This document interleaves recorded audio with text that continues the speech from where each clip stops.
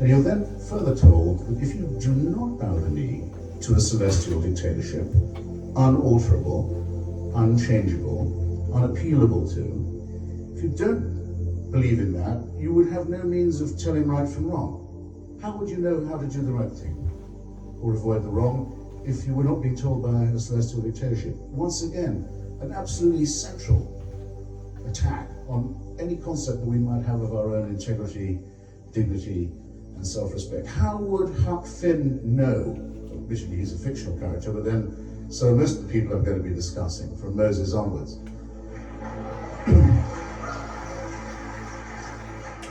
How does Huck Finn know that he's not to betray his friend Jim? He's not to give him back. He's not to give him up to the people who are hunting for him. How does Mark Twain know that we will like Huck when he refuses this? What does Huck know? The law is against him.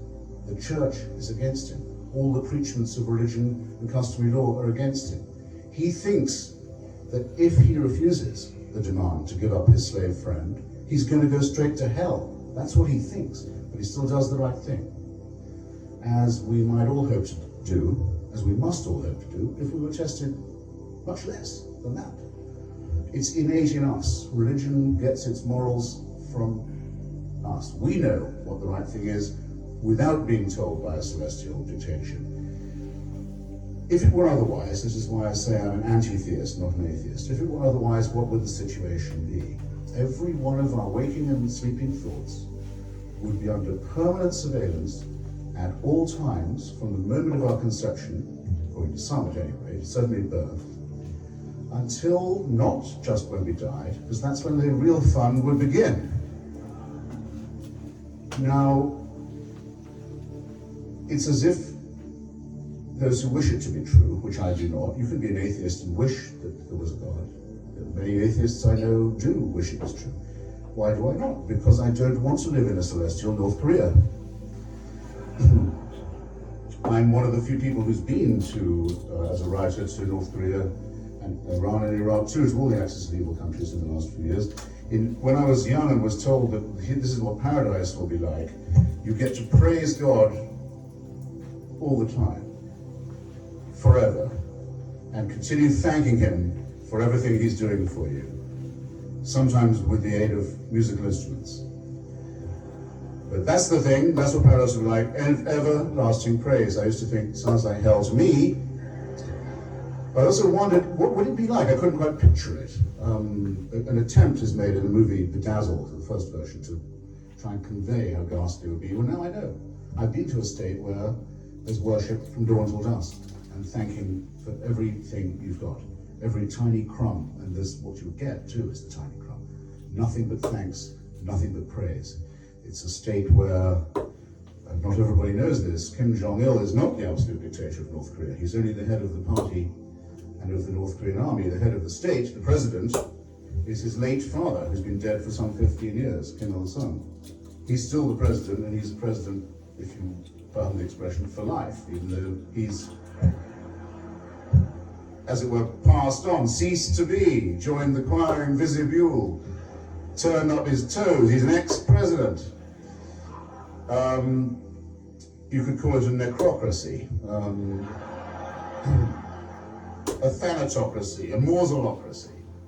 And it's also, you'll notice, just one short of a trinity, because the Son is the reincarnation of the Father.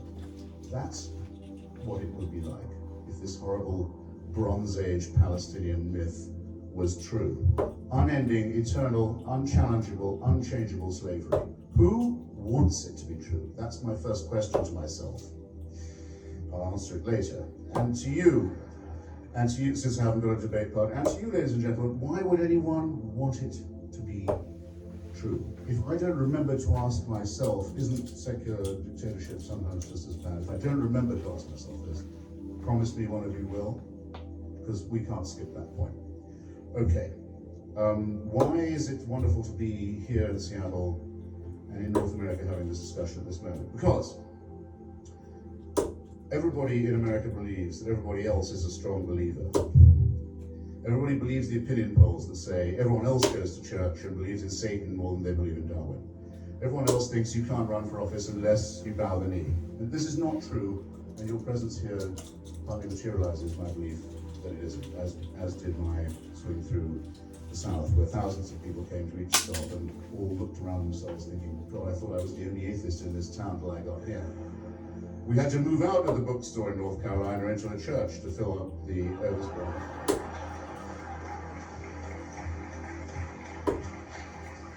And the pastor said to me, he said, I shouldn't be telling you this. This made my day. He said, I shouldn't be telling you this. This damn church has never been this full. And North Carolina can be a hard road to hoe for an unbeliever, I'm here to tell you, but it's not that tough. What I thought, because the Lord sent me the death of Terry Falwell that week.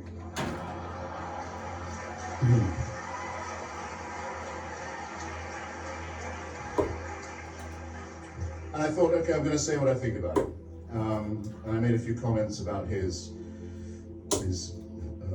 origin of his ghastly career as a segregationist and a defender of racism, about his vulgar and cheap anti-Semitism, about his mad belief that the Antichrist is with us now and is already here and is an adult Jewish male. He's trying to lay off that bet by supporting the ugliest and stupidest elements in Israel who think they can bring on the Messiah by stealing other people's property, his shakedown artistry, his lying, his failure to levitate his ghastly tubby form into the heavens with the rapture. Instead being found slumped uselessly on the floor of his office in Virginia, built on the money stolen from the credulous. And then I thought, well, I could go on in this vein for some time, but I think I really ought to say what I truly think about him. And I said, now that he's gone, I have some advice for his grieving family. Give him an enema, you can bury shoebox.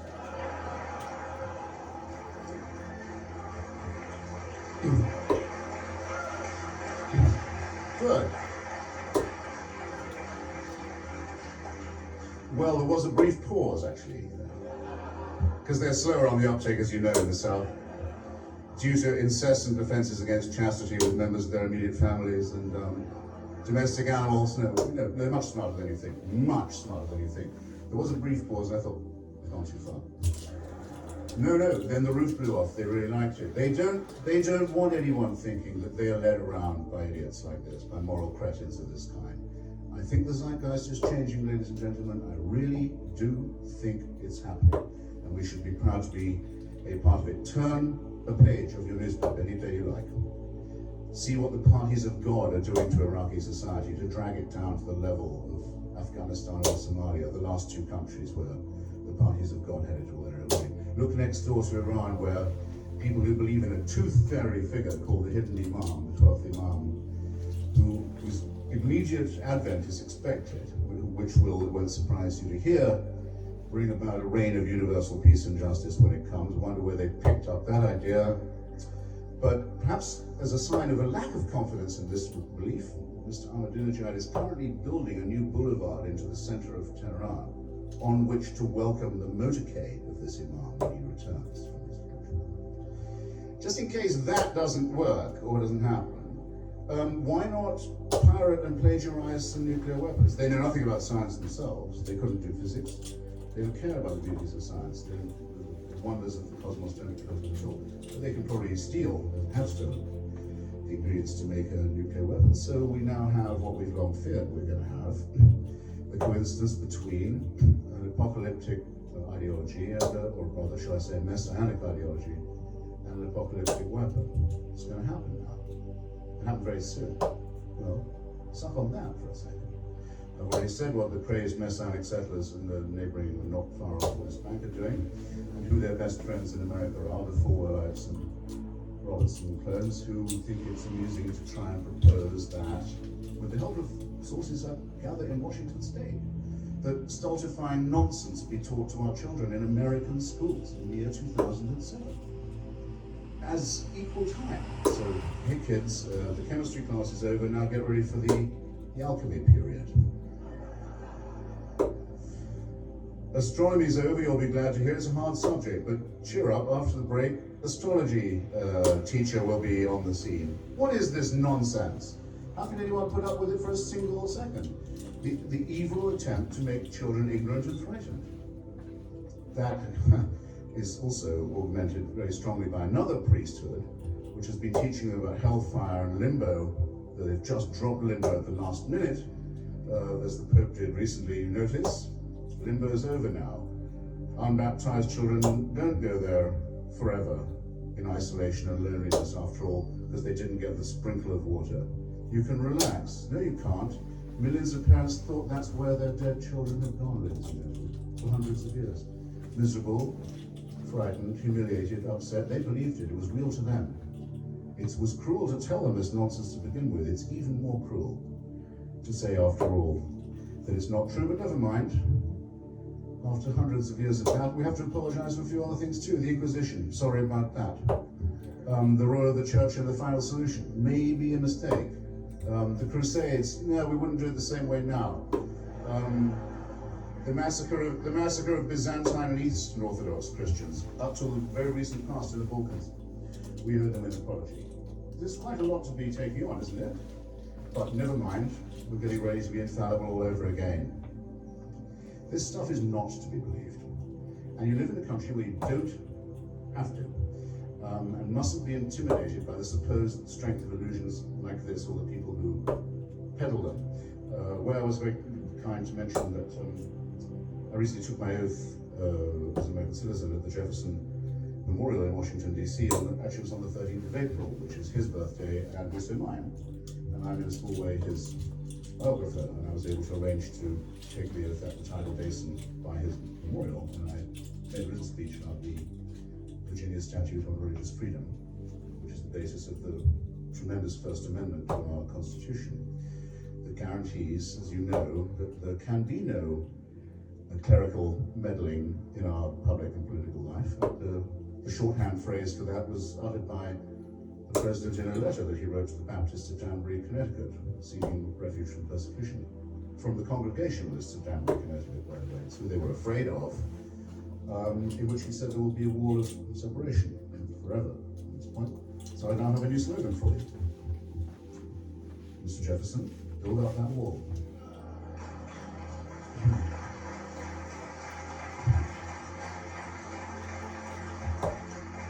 And I believe it's entirely possible that we can construct a cement here between what is patriotic, what is decent, what is rational, and what is not faith-based. I think it can be done. I think we can start here. Okay. Enough from me. What about my debating partner? What has he got to say to this? Well, how would you be, Mr. Hitchens, how would you be moral if it wasn't for God? How would you know what morality was? What's your warrant for saying what's right and wrong? I always politely pause at this point as if I've never heard this nonsense before. Okay, so I'm wrong when I get a sense of satisfaction from giving a pint of blood. It comes from nowhere. I don't lose the pint, I get it back after a cup of tea, and I lie down, but someone else gets a pint of blood, they make very well need. A great little transaction, I don't do enough of it, and I have a rare blood group myself, and I might one day want the same person, someone else to do the same to me. But it's not just a utilitarian transaction. I positively enjoy doing it. Is this from nowhere? I certainly don't know of any heavenly reason why I think it. All right, if that's not good enough for you.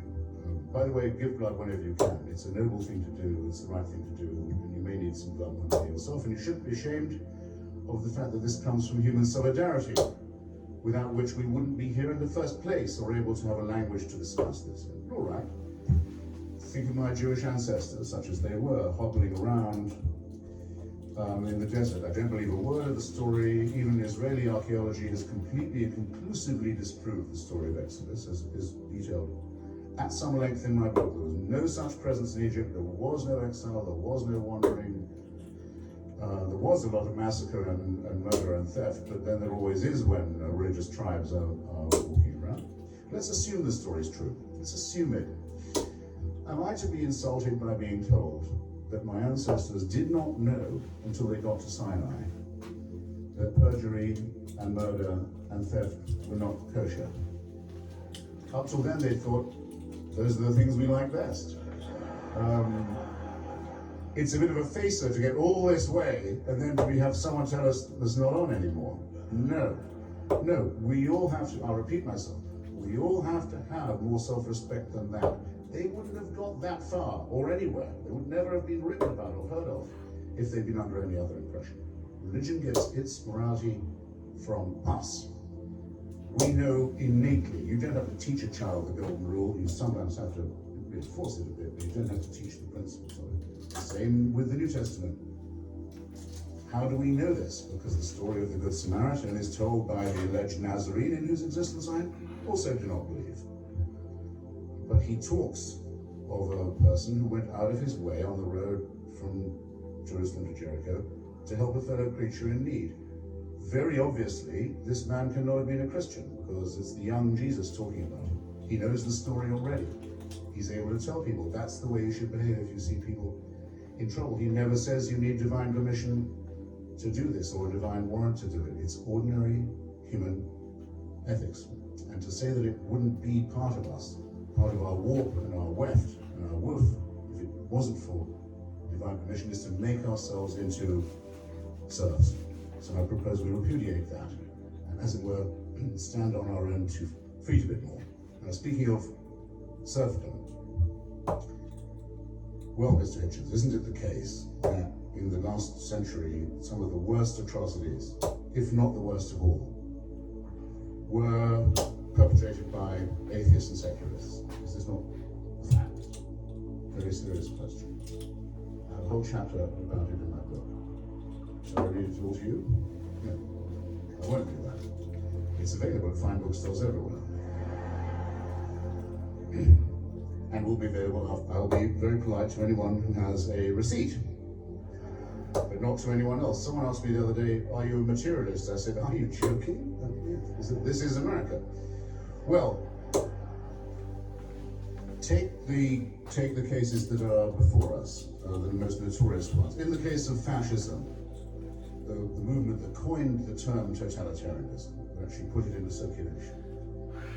Religion being, in my view, implicitly totalitarian with its admiration of an absolute, unchallengeable ruler, there's no other way to describe the fascist movement beginning in Spain, Portugal, Italy, spreading through Croatia, Austria, large parts of Germany, Hungary, Slovakia, except to say it was a movement of the Roman Catholic Rite. That's what it was. It was a completely Christian movement.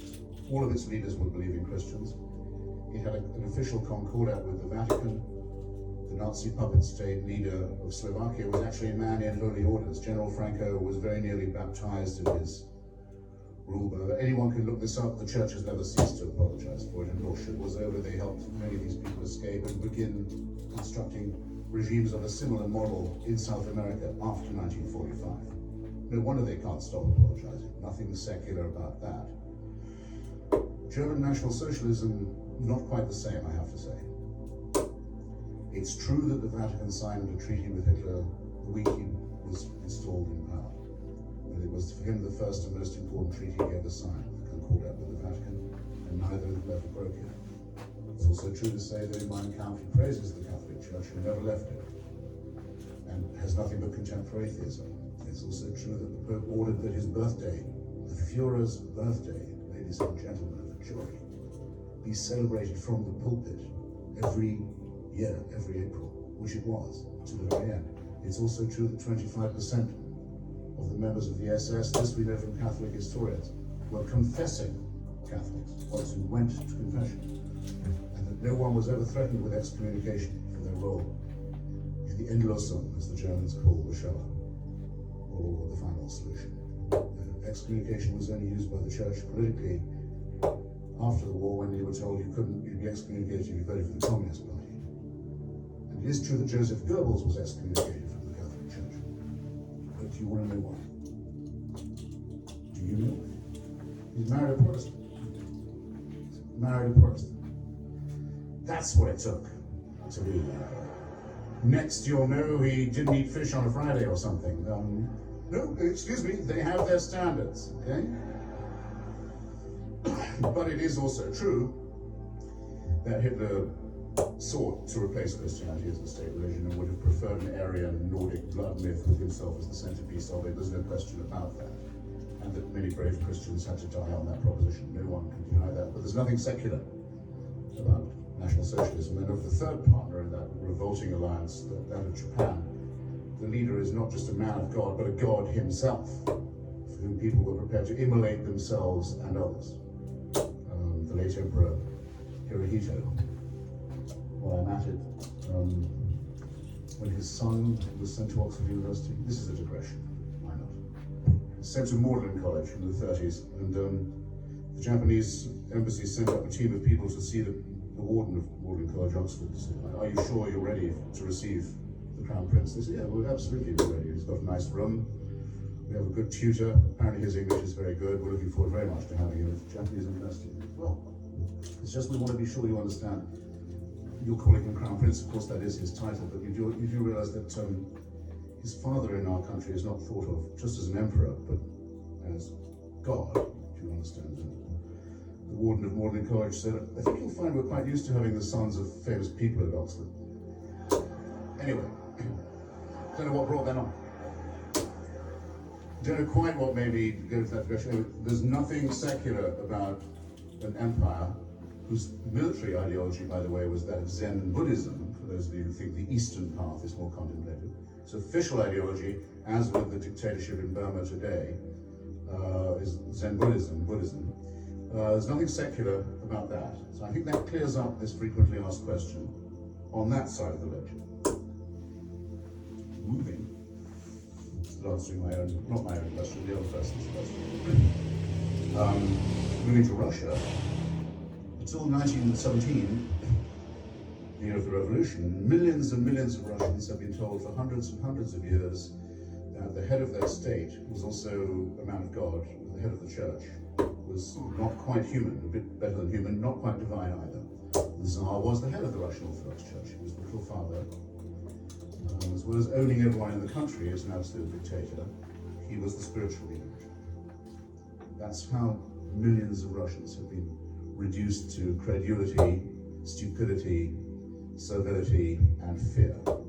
Thus the state of affairs. If you were Joseph Stalin and studied for many years in a seminary to become a priest, and would have made a very good bishop if he'd stuck at it, if you do not realize what an opportunity you've just been given with this vast reservoir, then you shouldn't be in the dictatorship business.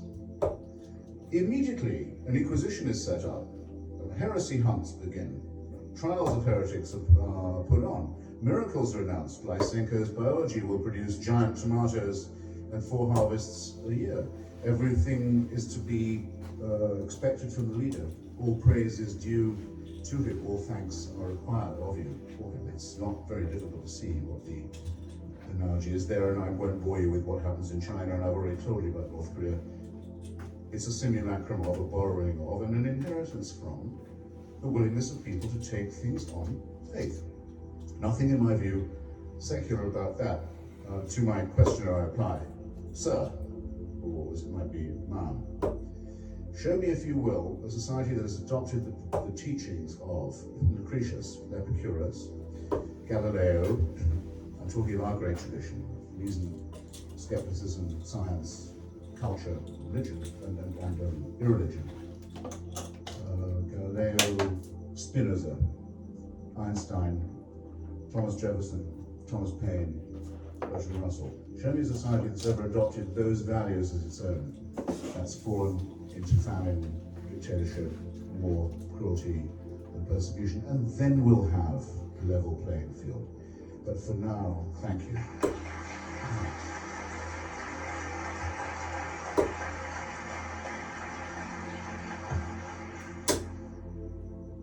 was going to say, hold your applause. No, applaud more. That actually, I think, will do for an introduction. If you don't know where I'm coming from by now, you're never going to know. It's your turn, and I'm enormously, I really mean enormously grateful that you came. Thank you.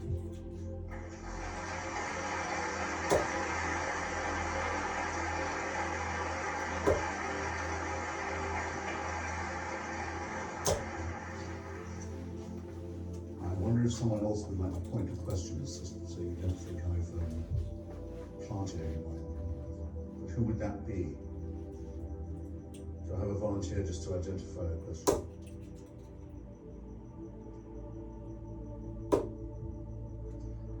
basically my question is that Can you speak up a bit? Sure. American society, probably it's considered a little bit more than Europe, is a society that faces tremendous flux and has for a long, long time. And I was wondering if that is perhaps one reason why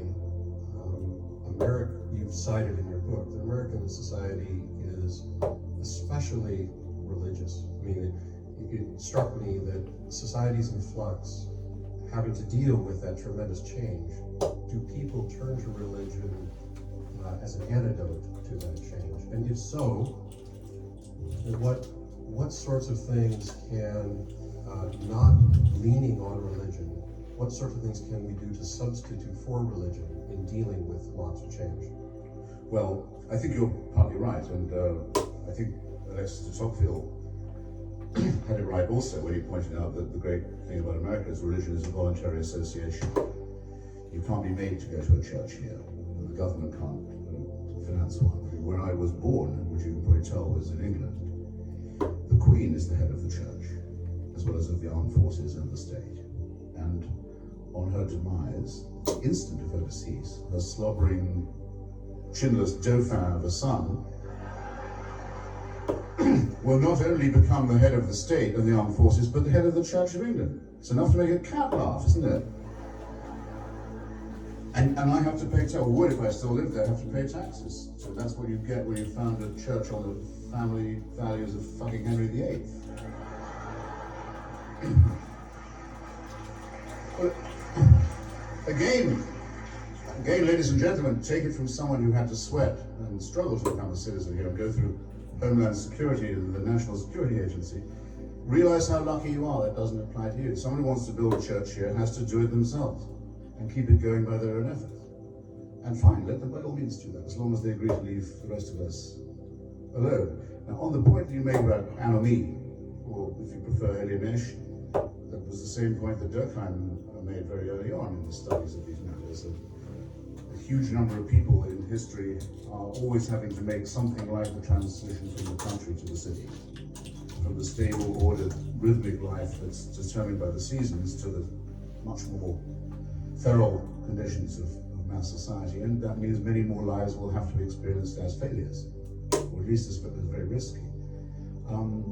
My comprehension of this issue slightly stops there. What I've never understood, and it may be a failure of my imagination, is in what respect does belief in the tooth fairy help you at that point? After all, millions and millions of intelligent workers shrugging off the city, shrugging off the idiocy of rural life and moving to the city, have not run straight to a priest when they run into a crisis. I don't see why people do it. I'm not sure that the explanation we give isn't a condescending one, which, if I'm not babbling too much about this, would enable me to answer another question from my interlocutor that I failed to. What about how when religion makes people behave better? What about Dr. Martin Luther King? That's one I always get asked. Shall I answer it now? It seems logical. Dr. King was an exemplary human being by every standard that I know. I can't be sure that he was actually a Christian. I can be grateful to the extent that he was not one, in that when he told his oppressed people that he was going to preach from the book of Exodus, about the story of the enslaved who made it to the promised land, it's a very good thing he didn't mean it, because that horrible story says that the tribe he's leading are allowed, empowered, in fact, ordered by God to kill everyone who gets in their way, rape their women, massacre their children, sparing only the females of marriageable age, and steal the land and the property of any tribe they don't destroy, or do. Well, just as well that isn't what he was saying, right? Second, you'll remember that he was a student of Marx and of Hegel, and he was regularly accused, rightly too, in his lifetime by the FBI and by the reactionary bigots, of keeping too many friendships among communists and Marxists and socialists, which he did. Great black secularists now forgotten, like Bayard Rustin, my favorite American socialist, and Philip Randolph, the great American black trade unionist, actually organized the march on Washington, had the idea, pulled the crowds together, brought in the trade unions to make it happen. It's a pity that we leave these people out of account, and I think it's condescending, because I think that 90% of the white liberals in this country are in effect saying in a patronizing manner, well, you know, these black folks, they quite like a preacher. They like a preacher man, that's what they respond to. They like the pulpit. That's what they go for. So why not let them have it? Which immediately gives permission for the most gross charlatans and frauds who I've been debating in the last few months, like Sharpton and Jackson, to come forward and just pick it up as if it was theirs, with your, as it were, permission, and prove yet again that you can get away with anything in this country if you can put Reverend in front of your name.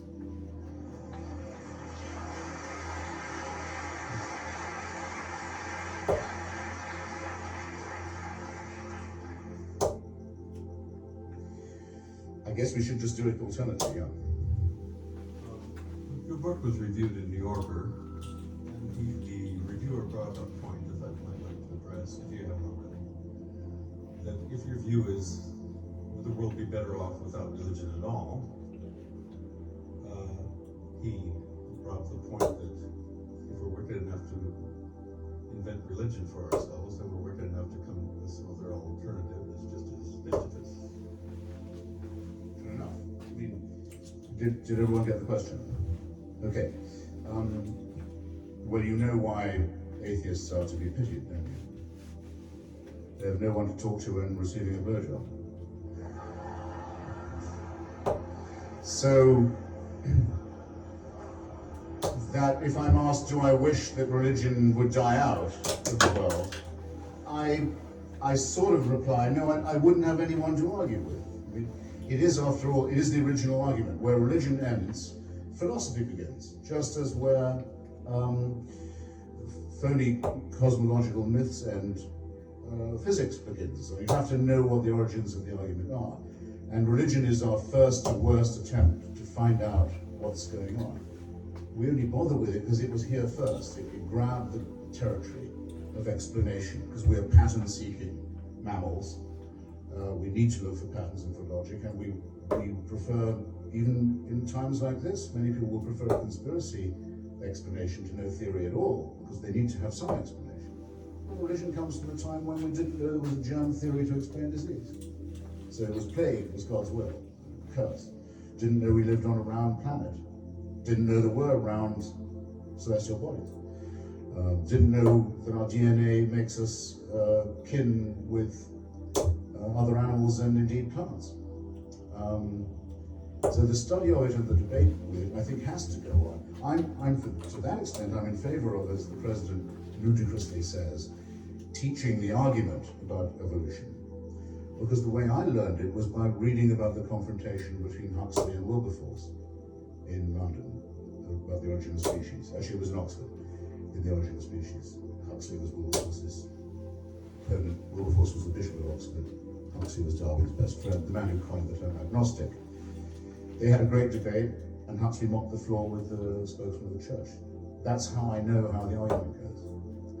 And in America, admittedly, 50 years later, good grief, and still the same argument happens in Tennessee, in a courtroom this time. And again, they lose. By all means, teach the argument in that way. Just can't teach it in science class. And by the way, if there's going to be equal time for this stuff, then every church that gets any subsidy from the faith-based initiative, or any tax break, has to teach evolution in Sunday school.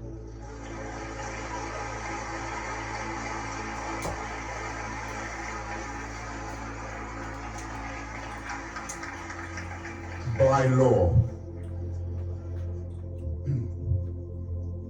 As a fellow anti-theist who is coming to believe more and more that you can't make accommodation with a pack of lies, I decided to give the other side a chance. And at lunchtime, I went to a cathedral right near here, and I saw some people who were sitting there, and they found a place where they didn't feel judged. And I saw two nice young men who were going over there, the ceremony for them to become priests and serve their community.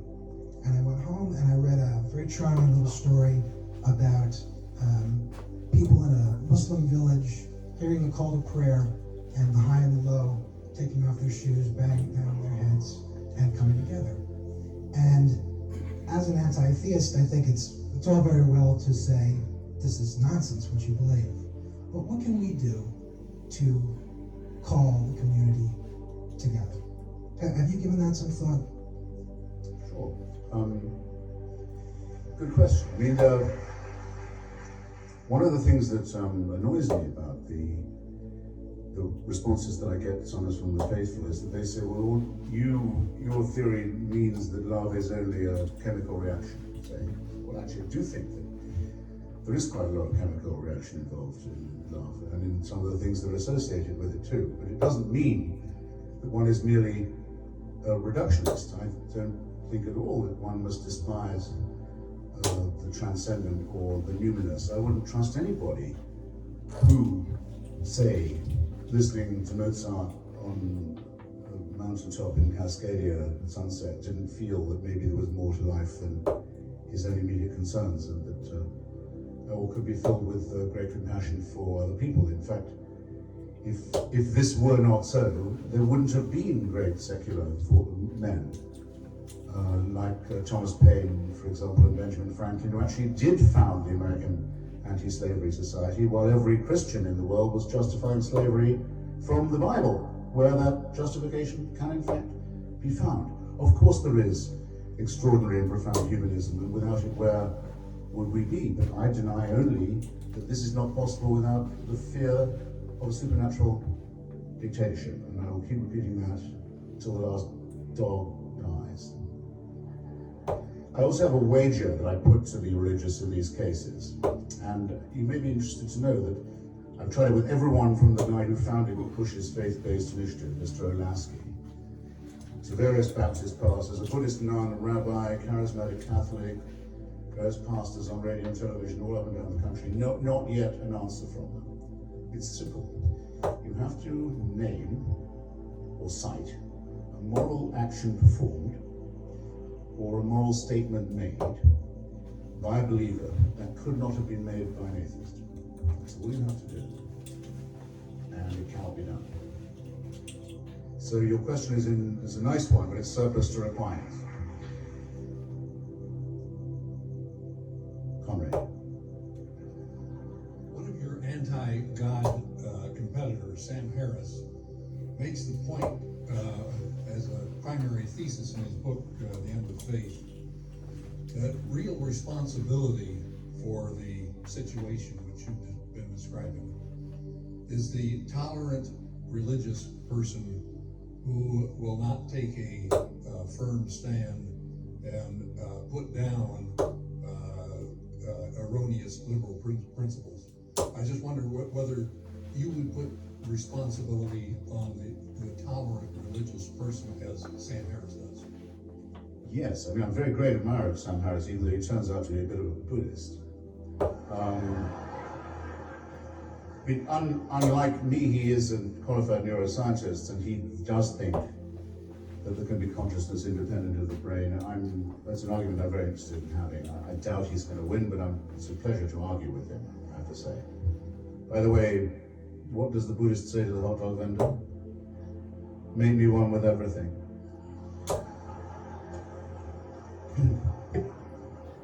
Just quickly, what happens next? He gets a slathered hot dog and from beneath his saffron robes produces a $20 bill, hands it to the vendor, munches, nothing occurs. He says, "Where's my change?" You know what's coming, that change comes only from within.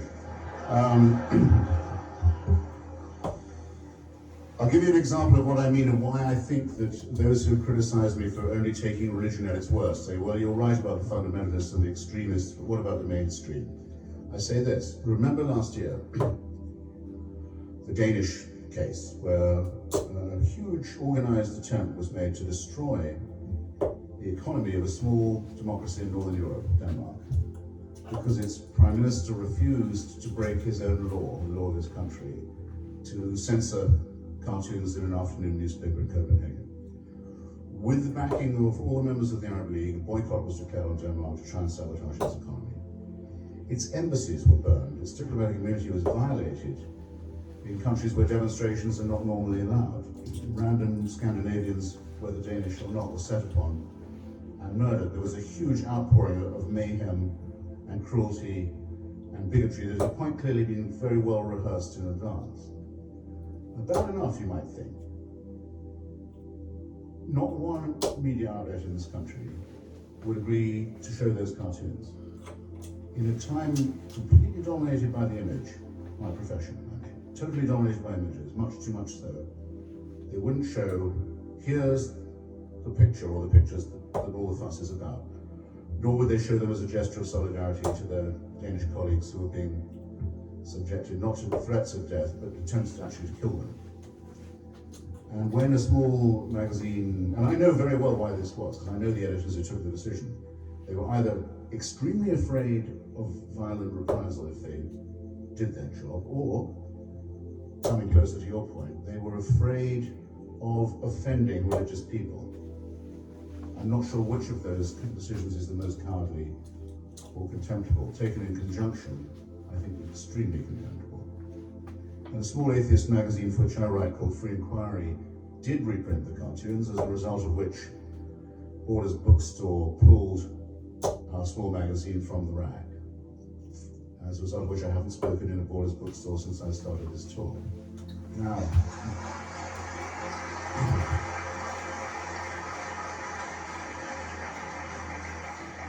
in other words, in the heartland of free expression and constitutionally protected free speech, a complete, across-the-board capitulation by everybody and a discrimination against those who were willing to stand up against it. This is very severe. What did the Pope say? Seeing Danes being threatened, Danish economy sabotaged, Danish embassies burned, what did he condemn? The cartoons for being profane. That was the line of the Vatican. That's what our State Department said. They say it regretted the offense given by the cartoons. This is a fantastic surrender. It means the extremists have a whip hand, and we've got no right to say that in criticizing religion, we're only singling out the fanatical or fundamentalist majority. No, in the name of tolerance, you're identified for it. In the name of multiculturalism, in the name of respect, in the name of all these things, they were parodied. And an abject collapse in the face of religious fascism occurred that I, for one, am not going to forget or allow to be repeated. Muted applause for that. Oh, thank you. Not to nudge you too hard, morose. If people don't applaud, I can become quite morose. Hurt, you know. Not upset, just hurt. Sir. So, in the course of history, what happened or what is in place that enables billions of people across this planet to believe that a book built by a process as intensely political as that of the Bible is the way that we should live our lives? And how is it that the same people can dismiss particular parts of the Bible, for instance, the book of Joshua, and still say that that book is the absolute authority, the word with a capital W? Yeah, well, there's a good, there are possible, I think, decent anthropological answers to that. For a long time, it was the only book everyone knew. And for a long time, there was a heroic struggle, at least I regard it as heroic, to have this incredibly important text, the only one everyone had in some way in common, translated into English, out of Latin, so it wouldn't be the special property of a priestly class. That's what the Protestant Revolution means to me, is John Milton, for example, and William Tyndale and the others who strove to get this book into the hands of the common people, to demystify it, to make it into what it is, at least in its King James version, very great literature, as is the Cranmer Prayer Book. You probably know of the Lady Governor of Texas who, in the discussion on whether religious education should be bilingual in her state, said, well, if English good enough for Jesus, good enough for me. Which means that the Protestant Revolution succeeded even better than I had thought in giving this entry. And English is the only language in which I have to say I understand the Bible, but for many people it's the only book they have either read or in many cases only read a bit of. Now, what you get now as a result of biblical criticism and scholarship, and also various vernacular editions of it, but unlike the Quran, have made it available to everybody in pretty much every tongue, is people want to take it à la carte. They'll say, I quite like the Beatitudes, I just don't like, I don't mind the story of the rest of the story of the Sermon on the Mount, or the miracle at Cana where water is turned into wine, my own personal favorite. But I don't like the other stuff. And I don't like the book of Joshua, and I don't like the injunction to kill all the Midianites down to the last child. That makes me uneasy. Well, they're out of luck. This stuff is either the word of God or it isn't. And they have to make up their minds whether they think it's that or man-made. And when they've done that, they'll feel better. But the attempt to have it a la carte is to me contemptible. I keep finding on this trip when I debate people, I'd have to write a different book for every priest I debated. Because if you say to a Baptist, even in Georgia, well, sir, you say you're an ordained Baptist minister and indeed a teacher of baptism at the local college, may I know whether you concur with John Calvin and his view of predestination and damnation, or not? Now, further know if you think it applies to me, and if you don't think so, may I know on what authority you don't think it? They don't like the question one bit. They don't, and not because you're in front of an educated audience either. They're not sure what they think. They'd rather say, well, some of that's metaphorical. What's metaphorical about telling people that their fate was decided before they were born and they can't change it even by good works? Even by doing the right thing, won't change it. You were picked for hell before you were born. You're a goat, not a sheep. By the way, who wants to be a sheep? A religion that calls itself a flock, you already know a lot about.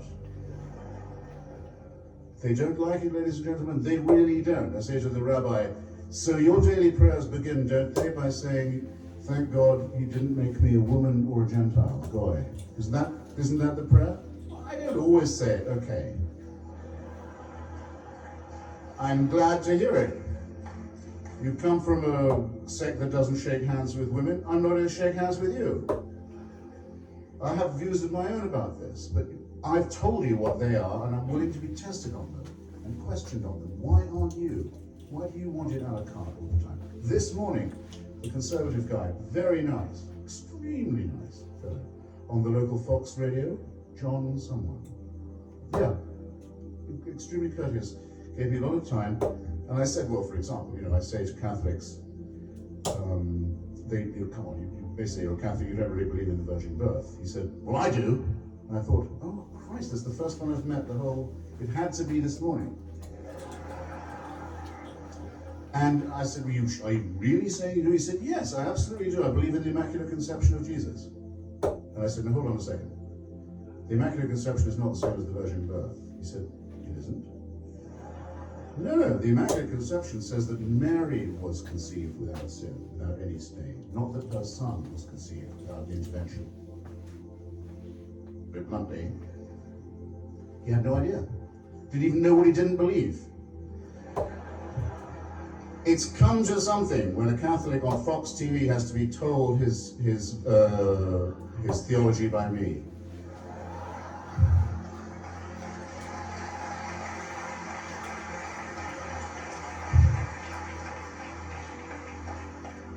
And I hope if he hears of this, he doesn't regard it as an abuse of his hospitality. I must say he was a real gentleman to me the rest of the time.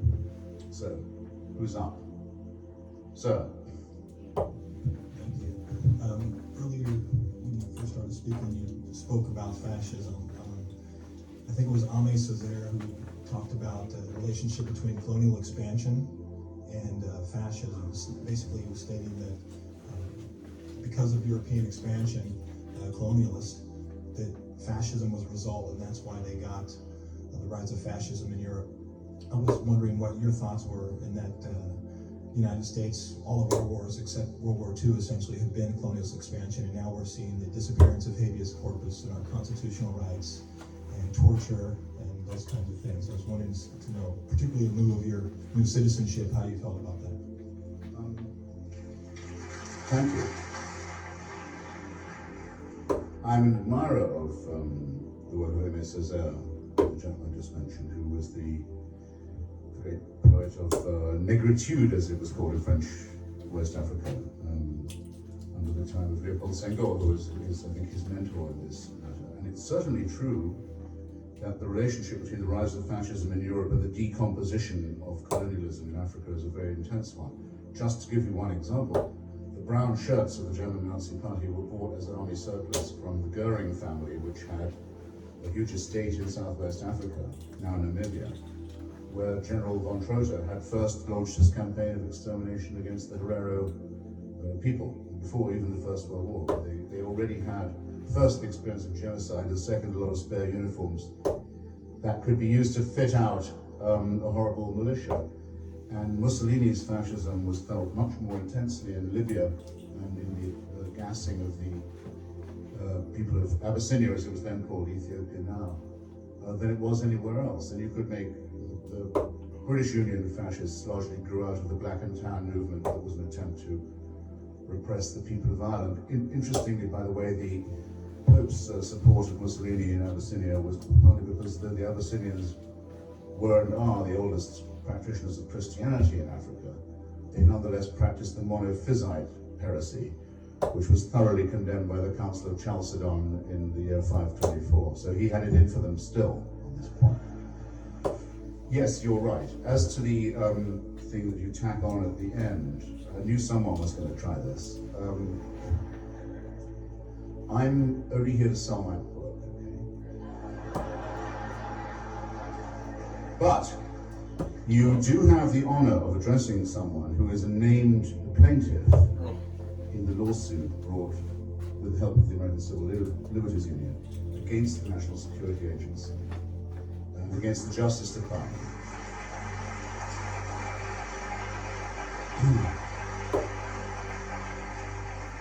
Which has so far carried in the courts, saying that it is illegal and unconstitutional to listen to the telephone conversations of an American without a warrant. I'm appalled that when I wasn't even a citizen yet, I had to go to law to uphold that simple point. But we've won so far. But it's going to require a lot of vigilance to keep winning. The recent, I think, complete collapse of the Justice Department's witnesses and main spokesman on other matters in front of major hearings in the Senate is extremely encouraging. When we brought the suit, we didn't know that people were gathering around John Ashcroft's bedside trying to guide his palsied hand over this order. Ashcroft, the man who says in this country, remember this, when he was a senator, he said in America, we have no king but Jesus. A statement that is exactly 2 words too long.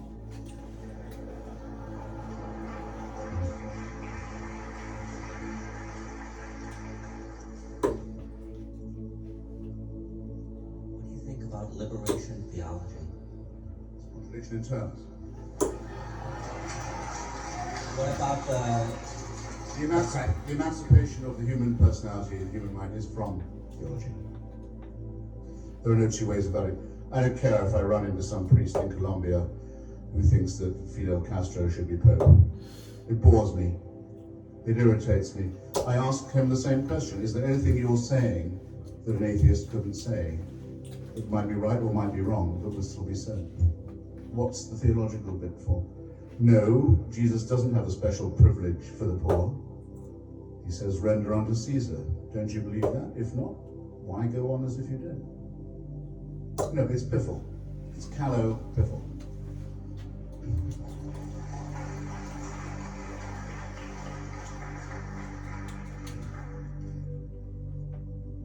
You've been waiting a lot longer than I have, so go ahead. Well, toujours la politesse. You've described many deeds of a number of different evil gods. And I noticed from the title of your book that God is in very small type. And it is not capitalized, nor is it plural. I'm wondering which God do you refer to? Well, the joke is partly on me, as you point out, in that, though I didn't say that God had committed any crimes, I wouldn't fall into that mistake. You see, by taking the atheist and anti-theist position, one avoids the dumb questioning that the faithful bring upon themselves. Why does God allow this suffering? I don't have time to waste on a question like that. Why was my buddy hit in the testicle? place, and I escaped. How did God allow that? God was not involved in it. Why do some people get swept away by the tsunami and others not? Because we live on a cooling planet, baby, with a turbulent weather system, which has volcanoes and earthquakes. That's what decides what happens. You could just spare yourself all this stuff if you don't quarrel with God and if you don't try and indict him in this way. So I don't think he's ever committed a single crime or ever will. But that he makes people behave worse. Belief in him does, I mean to say. I have no doubt. In other words, I didn't say enough about this perhaps at the beginning. It's not just that our ethics come from our own innate solidarity and decency. It's that morally normal people can be brought to do things that no morally normal person will do or would do, such as mutilating the genitals of a child, for example. I'm sure some people here have been handed a newborn baby in their time. What, none of you? What have you been doing with yourselves? No one here has had a newborn baby. Well, I recommend you go home and try harder. Well, I have, and if you're ever going to have that feeling, oh, maybe this is a miracle, if you're ever going to have it in your life, that's probably where it'll be. Little indentations where the fingernails are going to be. It's heartbreaking, really. If only you knew what was coming, but anyway, it's a really moment. So you get given this bundle, you think, well, okay, that's great, and it probably is a gift from heaven. But I better find a sharp stone as quickly as I can and start sawing away at its genitalia. Because otherwise it wouldn't be pleasing to God. No moral person, or then when he gets old enough to listen, tell him that he's going to burn forever in hell if he doesn't obey some cranky instructions. Poisoned his life and his dreams. No, this is not right. So I'm sorry. I did want to add that before I wrapped up. It's the Professor Stephen Weinberg puts it very well. Actually, he says in a morally ordinary universe, the good people, decent people, will do the best they can to do right by their fellows.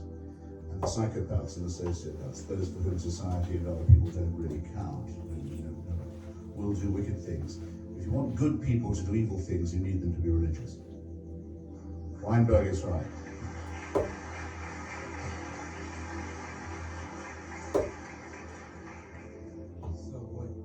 So what you're saying is Another unsatisfied customer. yes. So what you're saying, whatsoever is good and kind and just, against such there is no law. I'll have to have another whack at that, I'm sorry. So what you're saying is that whatsoever is good and kind and just, against that there is no law. Whatsoever is good. Well, I think I'm recognizing an epistle from St. Paul here. Whatsoever things are true, whatsoever things are noble, whatsoever things are lovely, whatsoever things are of good report, think on these things. Yes, I read that at my father's funeral, as a matter of fact, in the D-Day chapel in Portsmouth, where Eisenhower had prayed for good weather for the invasion of Normandy. What if the weather had been bad? What if heaven had been indifferent in that moment? Don't ask. These things happen. If it had been a divine intervention, we wouldn't have had Nazism in the first place. I don't really understand the grammar of your question. What I'm saying is there is no law against goodness, and apparently that's what you have been describing to us. I appeal, ladies and gentlemen, of the jury. I mean, have I been saying that there is no law against goodness or that there is one?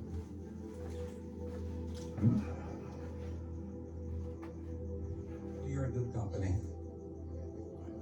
Thank you for trying, and if I've seemed obtuse, you're quite welcome to blame me.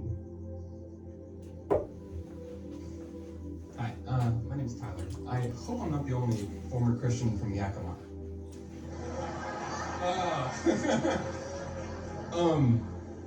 Much like the South, Yakima is. Two quick questions.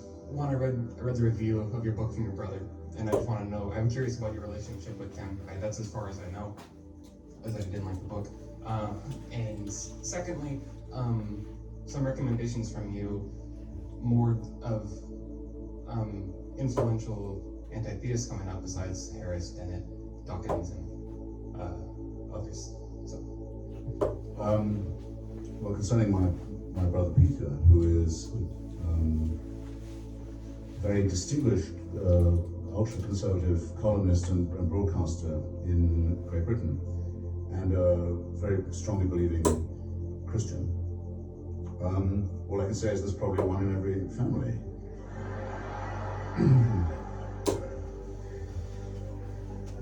As to the ranks of anti-theism, the best book, you mentioned Professors Dennett and Dawkins, who of course are great scientists and great explicators of science, great educated, and Sam, who I've already talked about, and we're beginning to be, it's very, very flattering to me, mentioned in the same breath as that. Some say musketeers. I would prefer, I think, horsemen of the counter-apocalypse. But there is another one. Well, there are two on the bestseller list now. One is the woman who I had as my witness and friend of Jefferson Memorial, Ayan Bashir Ali. Some of you will know.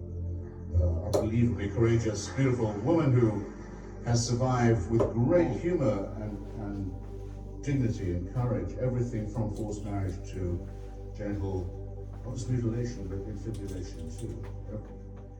And who thinks that she's probably the only girl born that day in that hospital in Somalia who's still alive, and probably is, but who's now a wanted person on the run, seeking political asylum in the United States. Not even Holland is safe enough to hold her from the fury of people to whom her existence is an incitement to murder.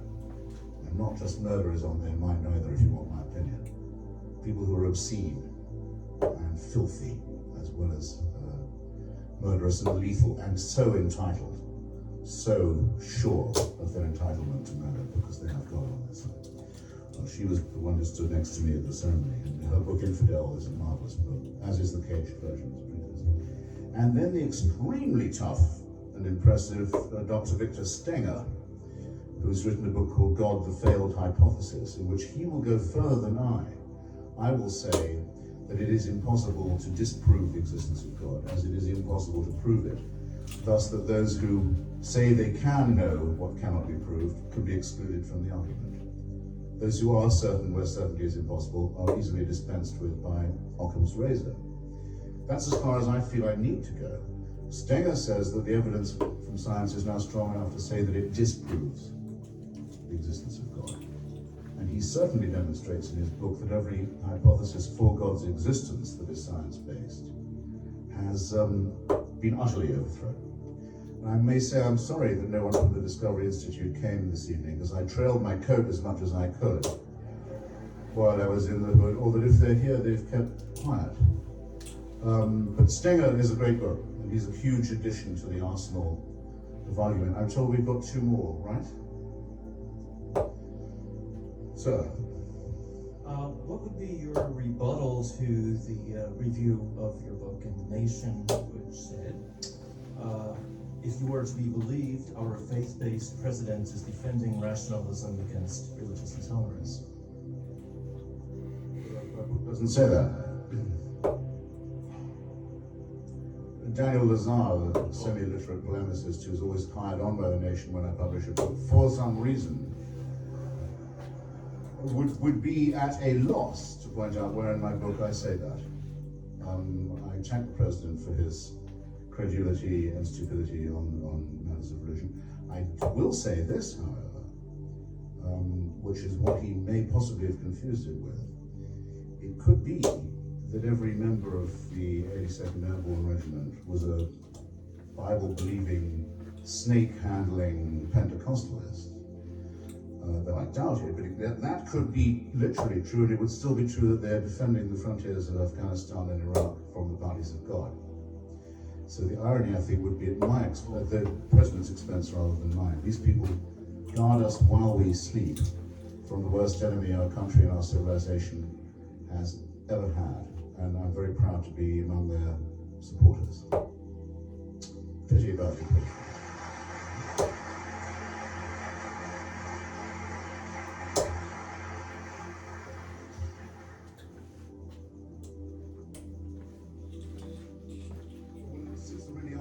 we make it two more, and then one each, and then we're done, yeah?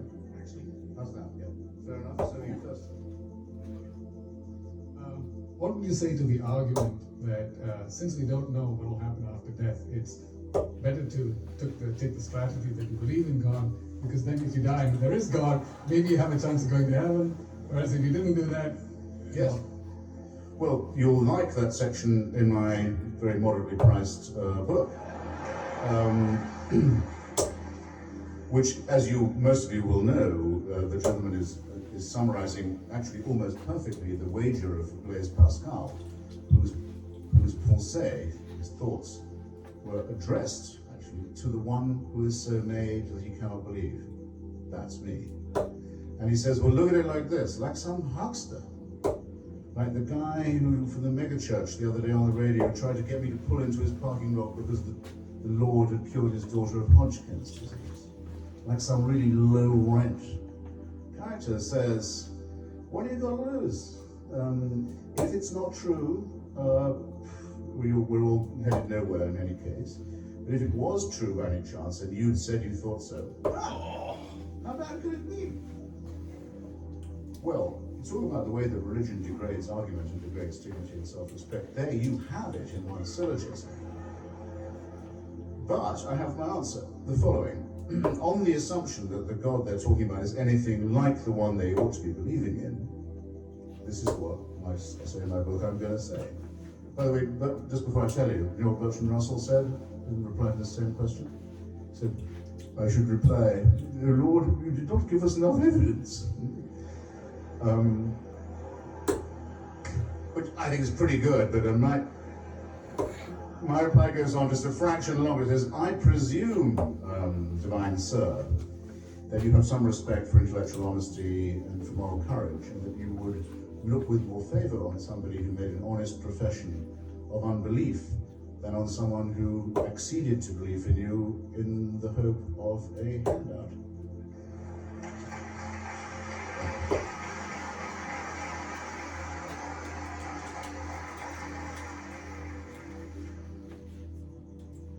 Mr. Hitchens, I don't have a question. I have a thank you. I'm the executive director of Doctors Opposing Circumcision based here in Seattle. And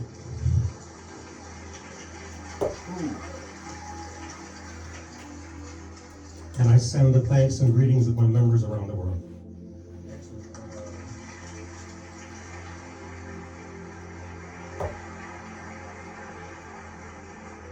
I'm so tempted to leave it like that, but something in me wants to milk the moment just one more second. If you will consult my reasonably priced volume, you'll see you learn a lot when you write a book like this. I thought I knew what the case against religion was. I did know that, but I learned more than I thought I would. And the thing that really alarmed me was to read what the original justifications for circumcision were, particularly the horrific propaganda of Maimonides, considered to be the greatest Jewish sage. This is wicked stuff. And it says that the reason it must be done is for the same reason as it must be done. Jews don't say this, fortunately, because others later said to little girls, that to try as far as possible to make the sexual act as weak and unpleasant and sexual sensation as is possible with the continuation of human life. It's this that takes the axe to the very root of our existence, our dignity, our self-respect, and pointing in the right direction, our core, ladies and gentlemen, which means it's why it poisons everything and why the time to start fighting back against it will be right about now. Thanks very much.